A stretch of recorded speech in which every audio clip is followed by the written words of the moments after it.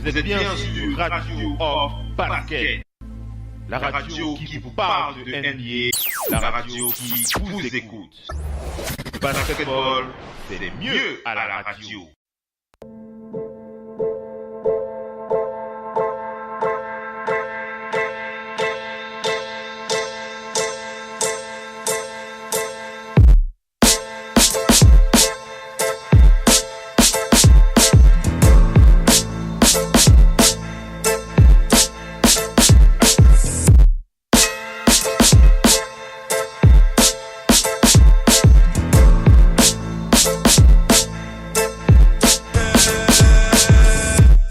Allez les amis, on enchaîne avec la suite de l'émission. Nous sommes dans la deuxième partie avec les news en provenant de la NBA.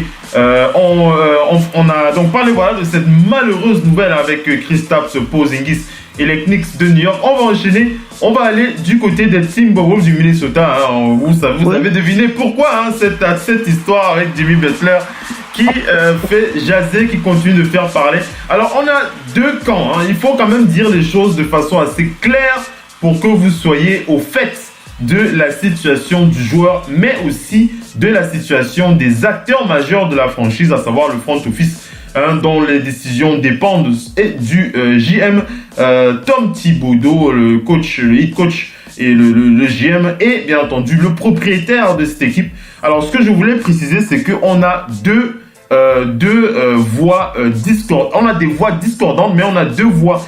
On va pas dire que ces deux voix sont opposées, mais elles ne vont pas dans le même sens. D'une part, nous avons Tom Thibodeau qui ne veut pas, il faut le dire, moi je le dis dans cette déclaration, vous allez l'écouter. Tom Thibodeau ne veut pas échanger Jimmy Butler. Il n'a pas envie de le trader, il faut le dire. Il n'a pas envie de le trader, il n'a pas envie de se séparer de son joueur Tom Thibodeau. Et de l'autre côté, vous avez le propriétaire des Timberwolves qui, lui, ne veut pas perdre de temps avec ce dossier. Il veut se débarrasser de Jimmy Butler. Il compte sur la jeunesse, sur le futur, est entre les mains de Karl Anthony Towns qui a signé samedi son extension de contrat. Son supermax, 190 millions de dollars. Je pense bien que c'est le chiffre que j'ai cité dimanche dans Total Africa NBA. Si je me trompe, n'hésitez pas à me le rappeler. Kat qui a signé son contrat samedi. Et donc voilà, les clés du camion sont entre ses mains. Et pour le propriétaire, il est hors de question de créer un nouveau drama, un nouveau drama, voilà, comme ça, du côté des Timberwolves du Minnesota. Mais Tom Thibodeau, lui, souhaiterait encore négocier. Il veut vraiment voir dans quelle mesure il pourrait garder Jimmy Butler. Écoutez ce qu'il a dit. Il a déclaré, c'était il y a encore quelques heures, il a dit: Nous allons regarder attentivement les propositions qui nous sont faites. Nous allons honorer la demande de Jimmy Butler, mais nous ne le ferons pas.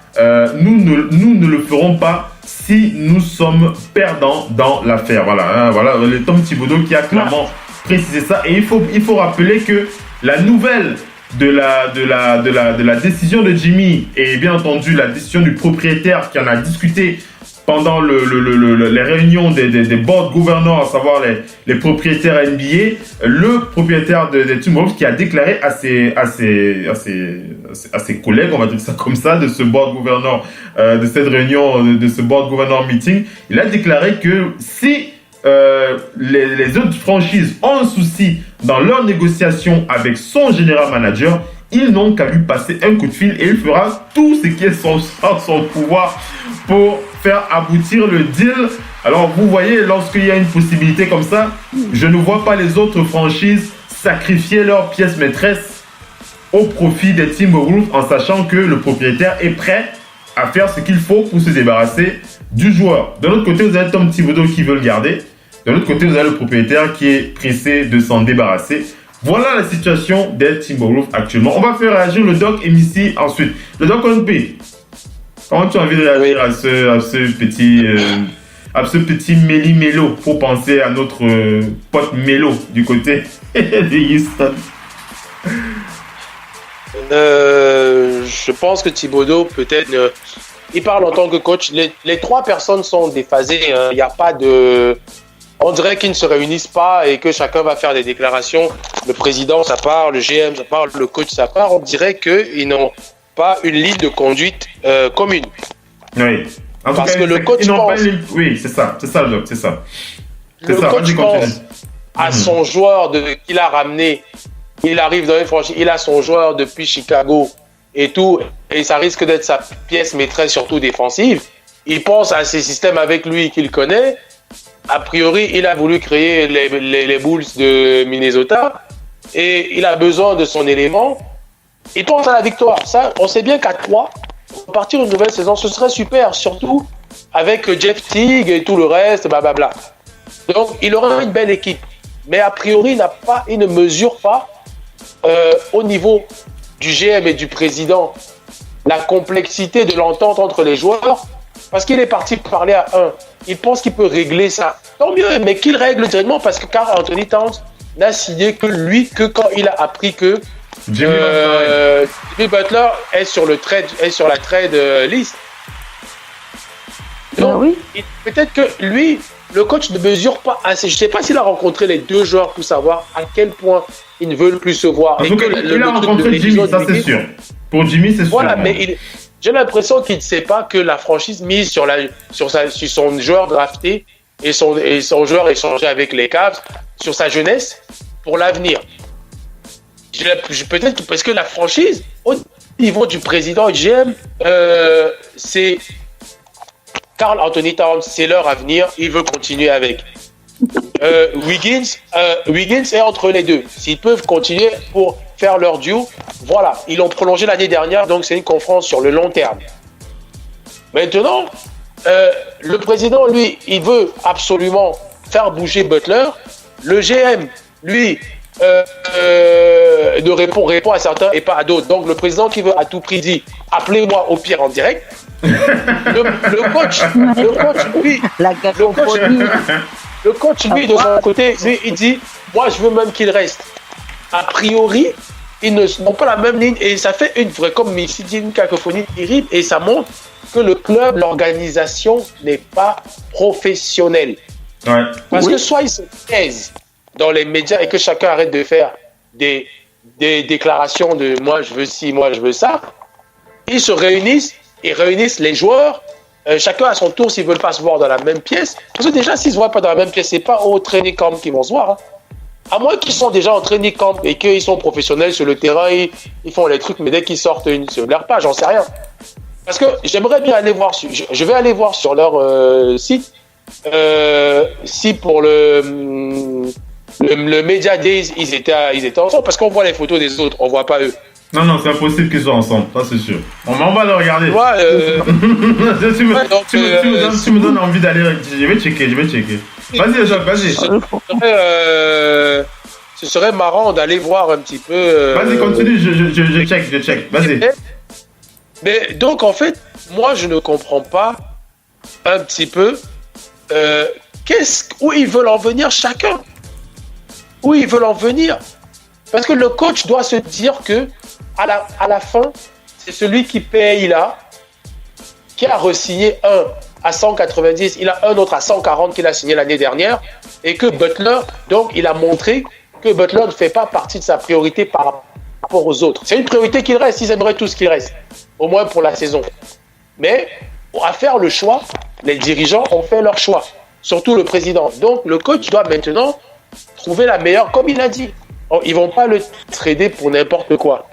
Mais je peux te dire que plus le temps va avancer, plus ce sont les autres qui auront la main. C'est pas un détail que j'apporte à ta précision, tout ce que tu as dit, c'est bien. Mais Tom Thibodeau, il est coach et président, donc habilité à prendre président des opérations de basket, voilà. Ouais, les opérations. Oui, mais habilité à prendre les décisions. Oui, mais au-dessus de lui, il a... Alors, je vous coupe pas, mais... C'est là où la cacophonie est. Je vous coupe pas, vous allez continuer, je veux juste répondre à la question de Doc N.P. Voilà, le Jimmy Butler je ne le vois pas dans les photos du Media Day. Hein. Je vois tout le monde là, sauf Jimmy Butler. Je vois Gorgui, je vois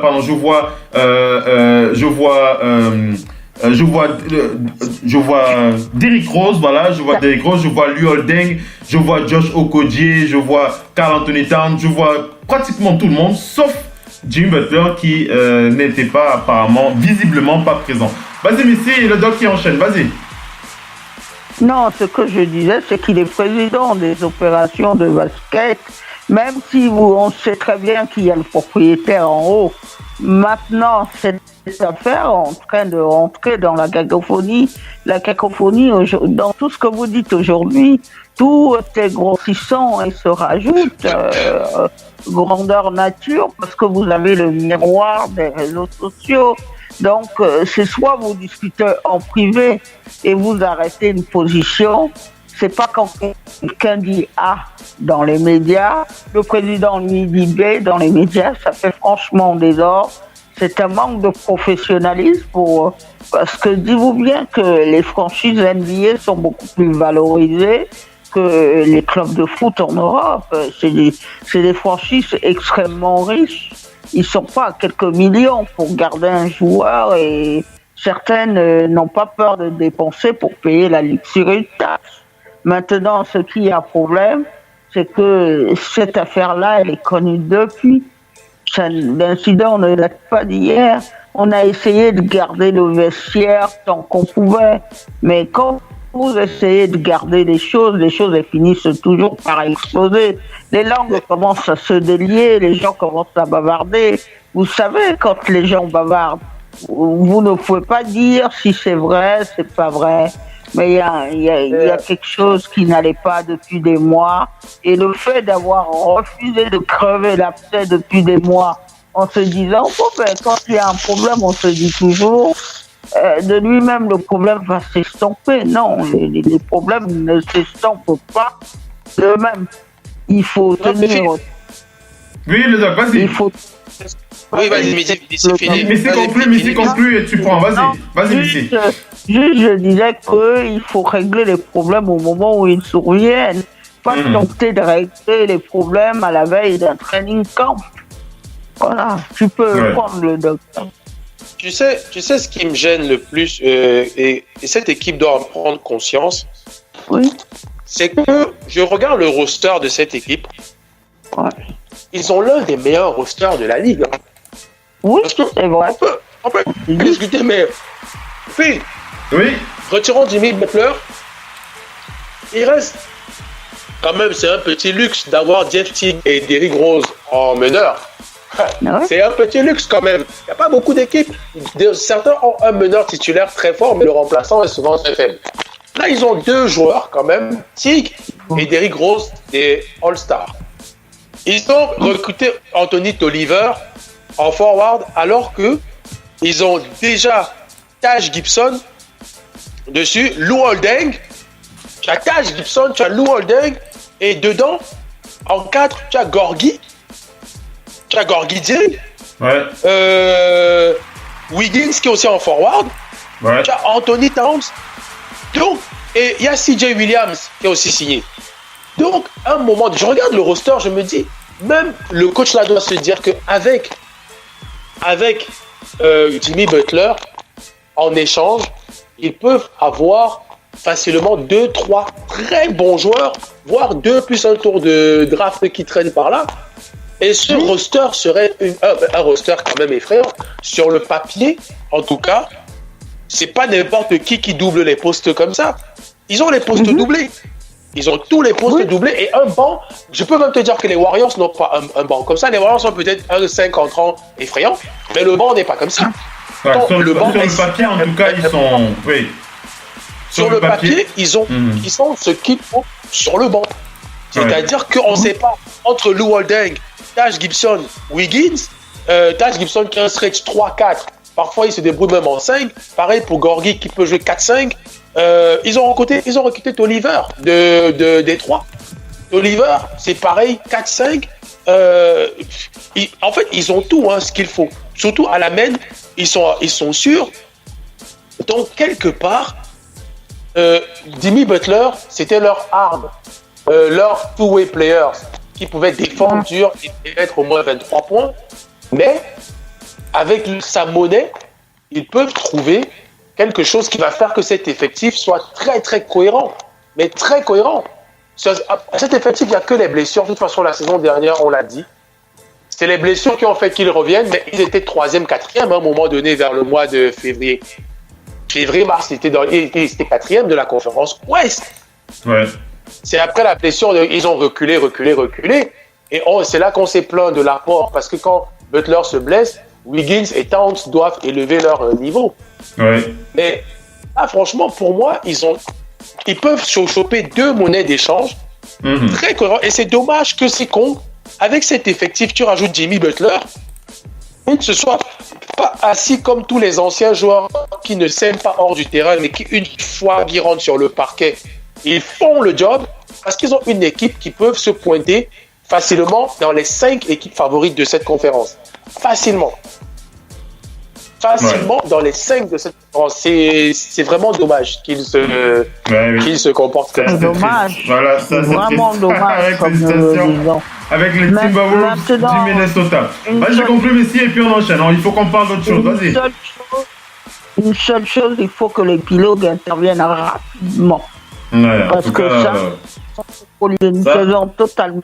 On espère que Tom Thibodeau va accélérer les choses. Je vois l'info là sur mon tableau de bord. C'est l'anniversaire quand même de Scottie Pippen ce soir. Scottie Pippen, Scottie Pippen qui fête son anniversaire aujourd'hui. Le général, le coéquipier de Michael Jordan, ce célèbre coéquipier. Ces 2 joueurs qui ne pouvaient rien gagner l'un sans l'autre. Il faut le rappeler quand même, MJ, qui n'a rien gagné sans Scottie, et Scottie qui n'a rien gagné sans MJ.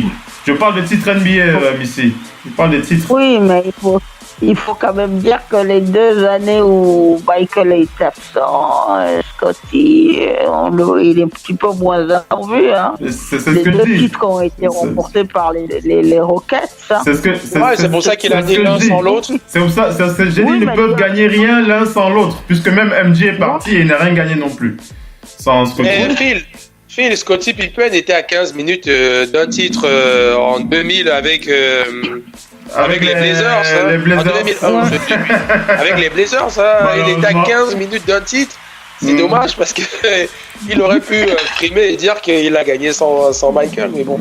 Ouais, il était presque, on va dire ça comme ça. Mais si, vas-y, tu voulais terminer ce que tu voulais dire. Non, je disais juste que c'est vrai que les 2 ont superbement bien marché, mais on se disait quand Jordan prend sa première retraite, on se disait que Jordan n'étant plus là, Scottie Pippen comptait beaucoup sur lui. Mais sauf que cette année-là, il y a eu les Rockets qui sont passés par là. Oui. Mais oui. Avec un très bon Hakim, d'ailleurs, Hakim Olajuwon, dans les finales, il avait été juste magistral, quoi. C'est clair. Allez, on enchaîne avec les infos. On va aller du côté des Spurs. On va aller du côté des Spurs pour parler de Paul Gasol. Paul Gasol qui a aussi hâte de revenir sur les parquets. Il a tellement hâte qu'il ne souhaite pas jouer un rôle à la Dirk Nowitzki. On rappelle que Dirk Nowitzki va jouer le rôle de 6e homme au Mavericks de Dallas, Dirk Nowitzki. Mais Paul Gasol, lui, il veut être titulaire aux Spurs de San Antonio.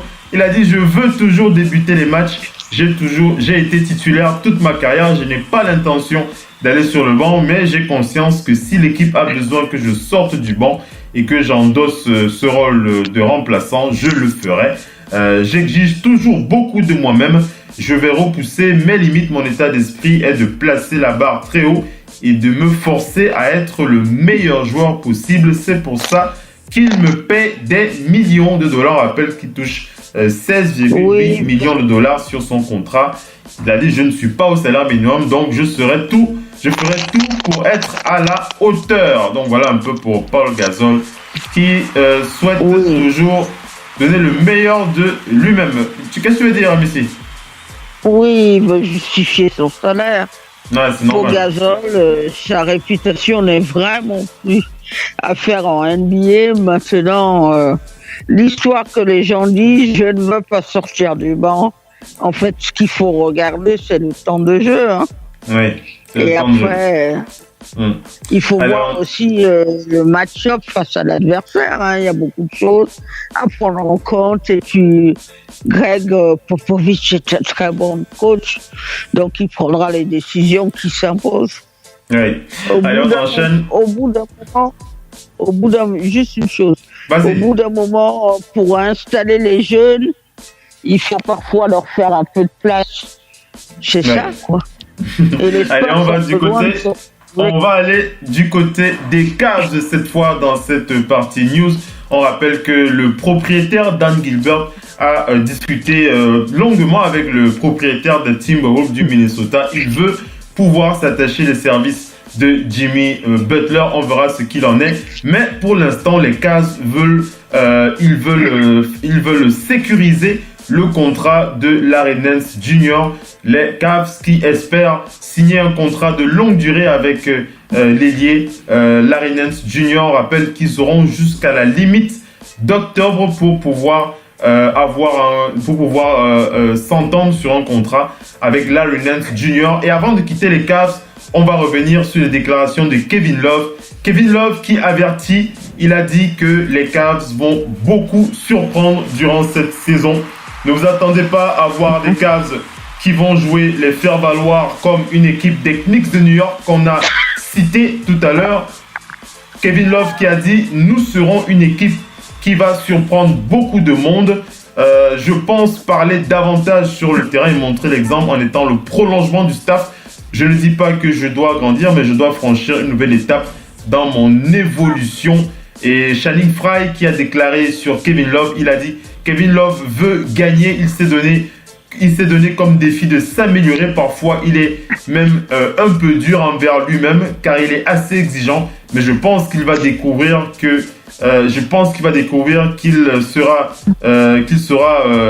sera le joueur qu'il nous faut pour nous mener, vers la victoire. Voilà, Channing Frye qui croit en Kevin Love. Channing Frye qui croit vraiment en son joueur. Donc, tu crois en Kevin Love, toi? Kevin Love qui reprend son rôle de chef de bande. On rappelle que lorsqu'il était au Timberwolves, c'était lui le patron. Il reprend cette fois enfin cette casquette. Oui, moi je pense que niveau statistique, il va surprendre beaucoup lui. Parce que avant d'arriver là, quand il était leader, c'est une machine à stats. Ouais. C'est quelqu'un qui va à la fin de saison, tu vas pas comprendre comment il a fait pour mettre 20. Ouais, mais même en moyenne, tu vas pas comprendre comment il a fait pour mettre 24-25 points de moyenne et prendre 10 à 12 rebonds. Mais il est capable de le faire parce qu'il est très très habile dans son placement et qu'il a une adresse extérieure-intérieure, il a un jeu au panier. Après, l'avantage, c'est qu'ils n'ont plus la pression pour le titre et tout le reste. Donc, il faut comprendre que leur but, c'est de surprendre les gens en allant en play-off. Ouais. Et c'est vrai que la conférence est ouverte. Il y a peut-être 3-4 monstres dans la conférence Est, mais je crois qu'il n'y en a que 3 et le reste, ça reste ouvert. Après, le reste, il y a des équipes comme Washington qui peuvent, parce qu'on sait qu'il y a les 3, Boston, Toronto et Philadelphie. Après, il y a du Washington qui reste bon. Mais derrière ça, ça va vraiment dépendre de la forme, tu vois. Il y a de quoi essayer d'accrocher. Pourquoi pas eux? Oui. Et puis, pourquoi pas leur arriver ce qui arrive aux Pacers l'année dernière. Oui, pourquoi pas. Personne ne voyait les Pacers et ils ont été là. Ils ont matché Cleveland avec LeBron James. Ils étaient quand même à 2 doigts d'éliminer Cleveland. Oui. Faut pas l'oublier. Ouais. Donc après maintenant, c'est aussi des joueurs professionnels. On ne peut pas vous déclarer qu'il y a LeBron James alors nous ne sommes pas capables de jouer. Non, mais à la base, ils sont bons. À la base, ils sont bons. Ils étaient même critiqués parce qu'on disait qu'ils sont bons, mais ils n'arrivent pas à jouer au niveau où on les attend avec LeBron James. Parce qu'à la base, ce sont des bons joueurs. Ouais. Les Lakers ont dû brader 2 de leurs meilleurs jeunes, voire même c'était parmi les meilleurs pour cet échange, parce qu'ils voulaient libérer de l'espace salarial, mais ils ont récupéré parmi les joueurs principaux des jeunes Lakers. Plus, ils ont encore les mêmes mecs de la finale. Ils ont toujours le noyau dur de LeBron James. C'est le seul qui a mis son noyau dur. Que ce soit Tristan Thompson, Kevin Love et J.R. Smith, c'est son noyau dur de la finale 2016, pardon. Ils sont toujours là. Effectivement. Donc, il faut dire que ce sont ces gens qui ont pu battre des Toronto et des anciens Boston et tout, sans que LeBron James n'ait à élever son jeu. Hein.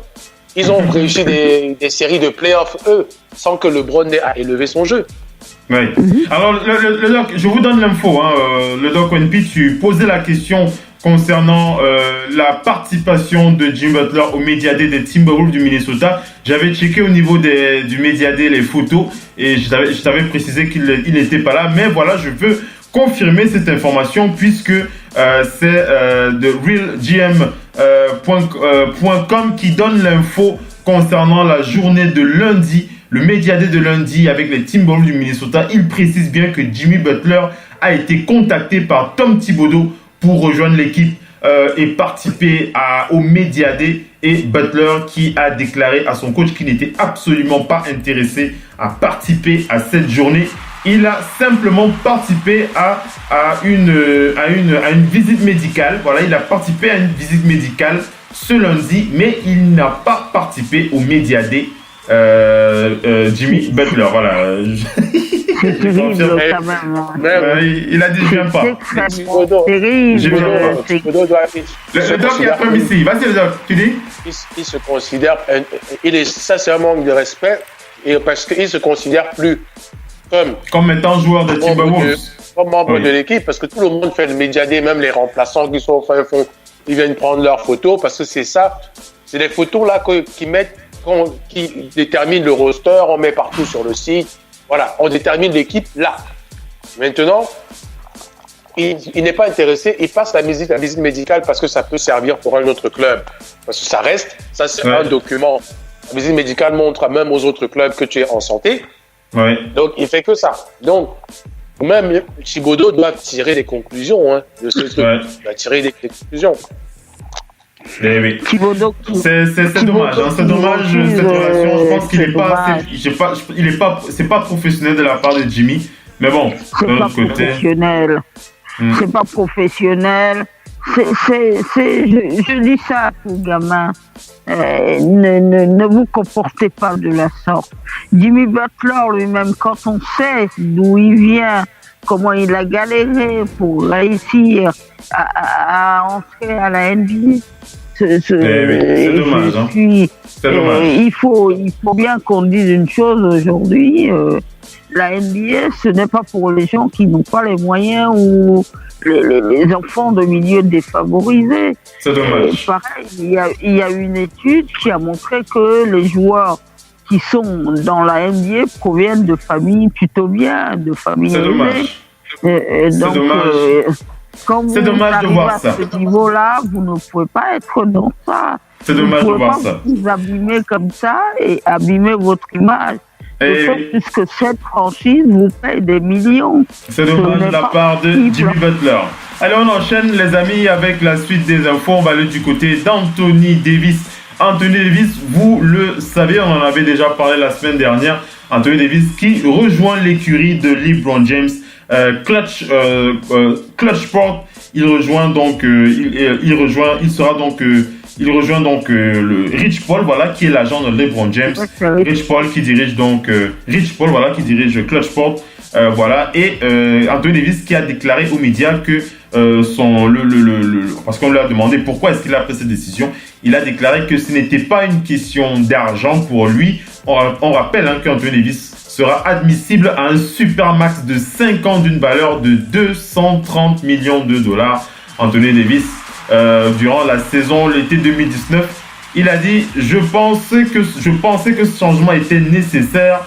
Je veux être le joueur le plus dominant de la NBA. Voilà, les choses sont claires pour Anthony Davis. Oui. Je veux être le joueur le plus dominant de la NBA. Je pense que l'agence de Rich Paul pourra m'aider dans cet objectif. Je suis là pour être concentré avec la victoire avec mon équipe et je veux aider mon équipe à aller plus loin. Donc voilà un peu les déclarations d'Anthony Davis. Mais on sait que d'une part, on sait quels sont les liens que ça va avoir avec Rich Paul, avec les intérêts que peuvent avoir aussi les Lakers dans l'affaire. Donc ne soyez pas surpris de voir Anthony Davis nous faire une petite... Missy, vas-y Missy. C'est surtout que c'est une question de business. Oui, parce que en plus de gagner des millions avec les Pelicans, il faut gérer votre image et générer du droit à l'image, faire de l'argent. Et à l'époque, Kevin Durant, quand il est parti chez Jay-Z et tout ça, eh ben, il a dit à Jay-Z, mon image, elle doit s'améliorer. On t'entend pas bien. On t'entend pas bien. Essaye de te rapprocher. Voilà, là c'est plus clair. Tu m'entends mieux là? Oui, vas-y. Il a dit à Jay-Z, mon image doit s'améliorer, mais tu dois me trouver les gros contrats publicitaires. Voilà. Parce que quand on est à des stars comme Kevin Durant, c'est pas gratuit, c'est pas. Vous avez un ticket d'entrée. Et ça, c'est ce que veut maintenant Anthony Davis par rapport à ça. D'autant plus que lui aussi, c'était très délicat avec DeMarcus Cousins. DeMarcus Cousins n'est plus dans ses pattes. Donc maintenant, il est seul, vraiment, il est le franchise player de la New Orleans et tout ça. Donc maintenant, l'idée, c'est tout du moins, il veut mettre son image au niveau des stars comme LeBron James, Curry ou Kevin Durant. Quand vous voulez mettre votre image à ce niveau, vous allez dans les écuries qui ont ces gens. Et le choix de Rich Paul est un choix tout à fait judicieux. Maintenant, ce qu'il dit, il parle comme ça. Il veut faire taire tous les fantasmes qui ont couru sur cette affaire. Il essaye un peu de calmer le jeu, mais son objectif est beaucoup plus loin que ça. C'est quelqu'un qui est encore jeune, qui est amené à durer dans la ligue. Il est connu.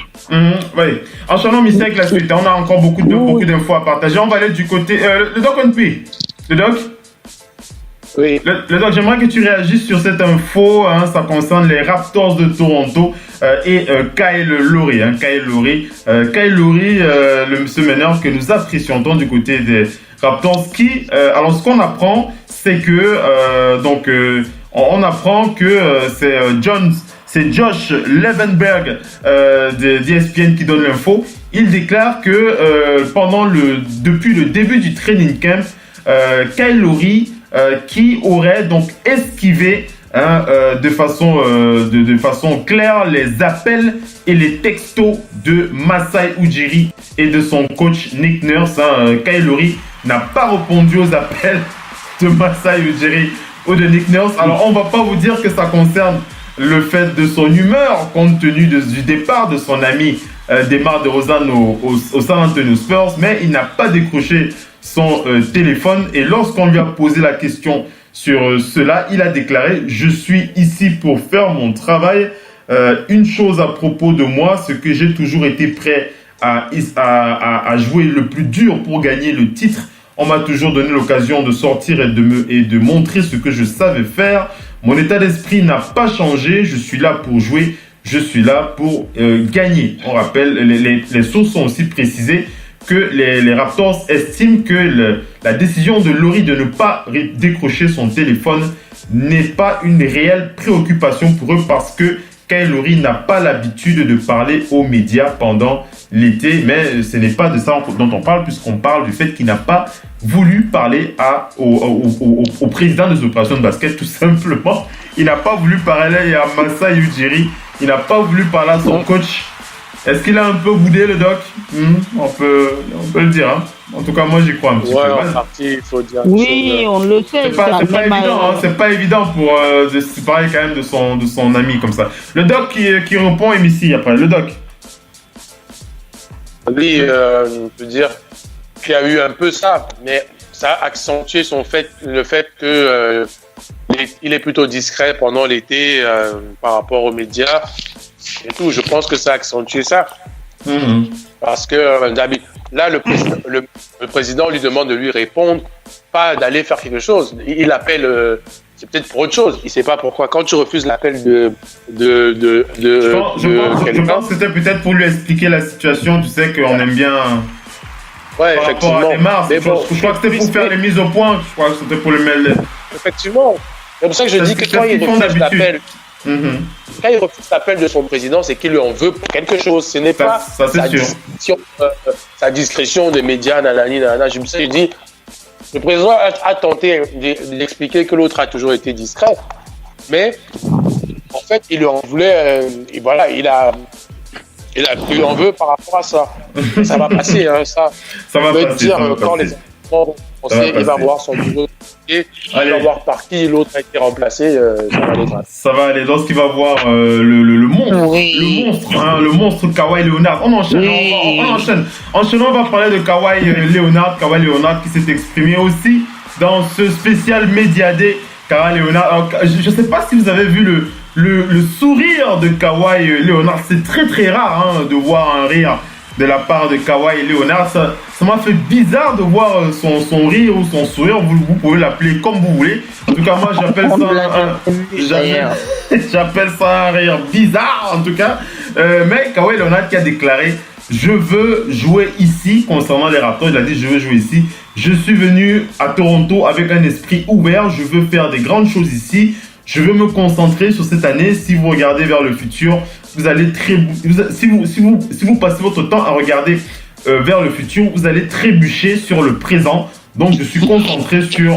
Voilà, on sait que son futur, c'est vers Los Angeles, vers LA. Mais il a dit il veut se concentrer sur son présent pour ne pas trébucher et donner le meilleur de lui-même. Il a également été interrogé sur ses objectifs à long terme. Il a déclaré qu'il envisageait une longue carrière saine là où il joue. Donc voilà, il veut une carrière longue et saine là où il joue. Je crois que le terme carrière saine, ce n'est pas... il n'a pas dit ça par hasard, je pense qu'il n'a pas envie de revivre les déboires qu'il a eu à San Antonio avec ses problèmes de santé. Il a dit « Je n'ai aucun regret par rapport à mes décisions, mais je veux me concentrer sur cette équipe.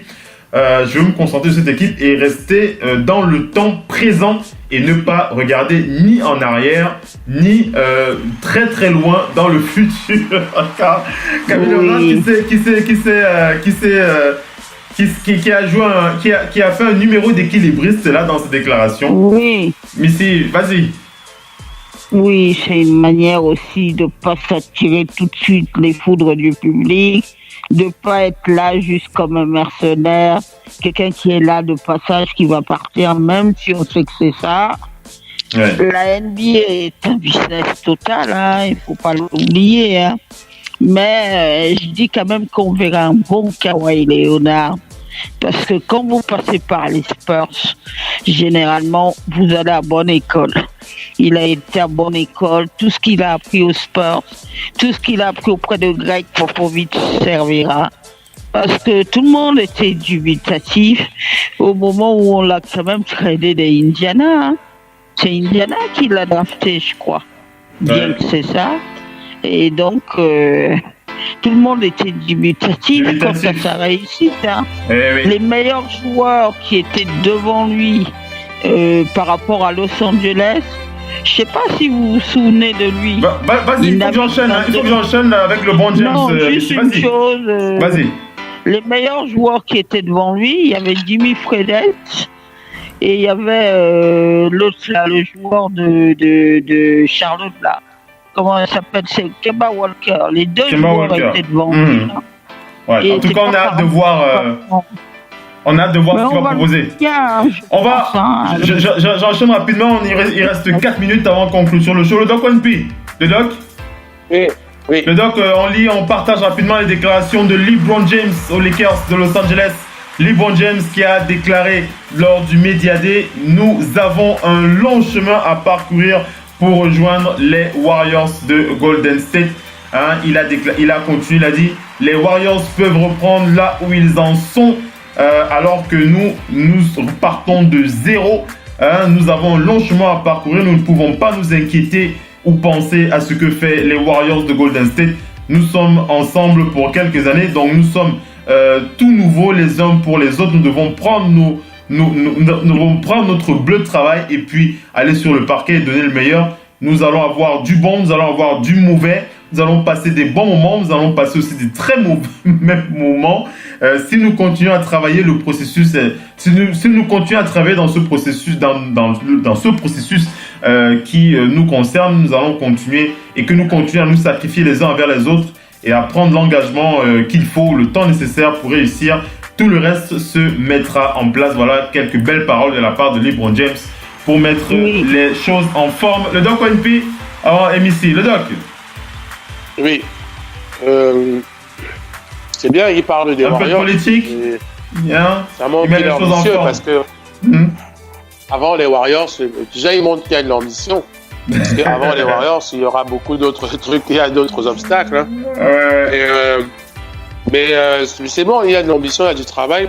On les a vus en entraînement. À ce qui paraît, ça a même été décidé que c'est Rondo qui va commencer. Ouais, à la place de Lonzo Ball. De Lonzo. Donc, ils travaillent, on va voir les premiers matchs on va voir. Amicaux. Ils ont un très bon banc. Sauf que bon, ça reste équilibré du banc jusque dans le 5. Donc, on va voir comment ils s'en sortent dans la journée avec ça. Mais bon, lui, il est là pour un processus il a signé 4 ans. Donc, lui, il est encore là pour l'année suivante. Hein. C'est pas tout le monde qui sera là l'année prochaine. Ça, c'est certain. Allez, on va terminer avec cette info. On va aller du côté des Warriors de Golden State. On termine ici. On n'a plus le temps. On n'a plus le temps, mais il faut qu'on termine. On va du côté des Warriors. On va parler. Les Warriors ont dit qu'ils ne seront pas éternels, donc ils pourront profiter. On enchaîne avec les infos. On va du côté des Warriors de Golden State. On termine, il nous reste 2 minutes. On va parler de Mike Dunleavy Jr. qui a été embauché en tant que scout par les Warriors de Golden State. Les Warriors qui embauchent Mike Dunleavy Jr. Vous vous souvenez de ce joueur qui était cet ailier très très bon au shoot, Mike Dunleavy Jr. qui lui a donc, on rappelle qu'il a joué pour les Warriors en 2002. Le joueur qui a quand même passé 15 saisons en NBA, il rejoint les Warriors en tant que scout. On est arrivé à la fin de ce talk show. Mesdames et messieurs, de Big NBA Show est à présent terminé. On va remercier les panélistes qui étaient présents ce soir. On va commencer par Missy qui était présent. Missy, une belle émission. Merci d'avoir été connecté avec nous. On va clôturer le show et on va se donner rendez-vous jeudi pour NBA No Limit. Un tout petit mot, c'est saluer la belle opération de Giant of Africa qui a mis à l'honneur son camp de basket, les basketteurs en fauteuil. Donc ils ont organisé un camp de basket en Afrique avec des baskets en fauteuil. Super. Et à eux, c'est Chiri Massa qui est derrière cette initiative. Voilà. Super. Merci Missy pour cette info. Big up à toi. On se donne rendez-vous jeudi pour NBA No Limit. Le Doc ONP. Oui. On clôture le show. On donne rendez-vous à nos auditeurs jeudi pour NBA No Limit à partir de 22h, 23h de Paris. Oui, jeudi on sera là. À jeudi. Donc, très bon début de semaine à tous. Voilà. Merci Doc ONP, merci Missy, merci à tous ceux qui étaient connectés en direct live. Ça nous a fait très très plaisir de vous savoir avec nous. On vous donne rendez-vous donc jeudi pour NBA No Limit. Ce sera avec le Doc, avec Missy, avec moi-même et bien entendu d'autres panélistes qui pourraient être présents ce soir. N'oubliez pas de rester connectés sur l'appli officielle de la radio Oncle Full Basket, disponible gratuitement sur Google Play. Ciao les amis, bye bye.